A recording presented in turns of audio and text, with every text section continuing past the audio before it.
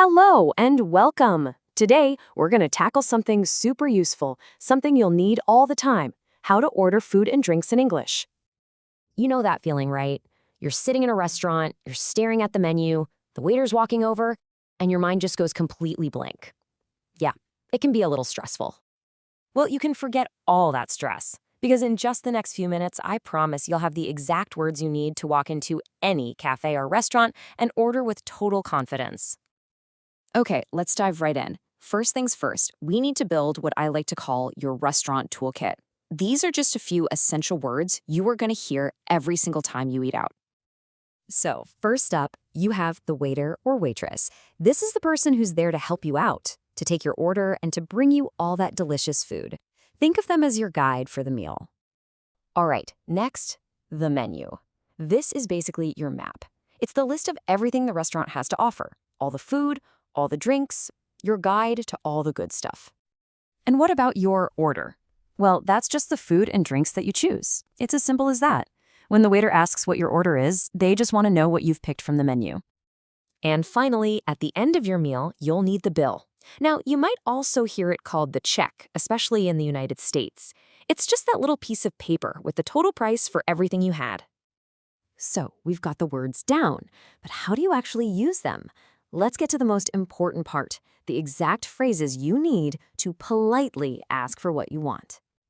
And here's the great news. You really only need to know two main phrases. The first one, "I'd like," is probably the most common and polite way to go. The other one, "Can I have," is also fantastic and perfectly polite. Honestly, you can use either one. And it's so easy to use them. You just say the phrase and then say what you want. Like, "I'd like a cheeseburger and a cola." Or, "Can I have the soup, please?" See? Simple. Oh, and don't forget the magic word. Popping a "please" at the end of your sentence is such a small thing, but it makes a huge difference. It's the easiest way to sound friendly and polite. All right, so you know your lines. But what about their lines? What is the waiter going to say to you? Let's flip the script for a second so you're ready for their most common questions.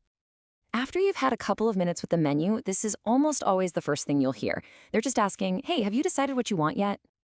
And your answer can be super simple. If you're ready, just say, "Yes, we are."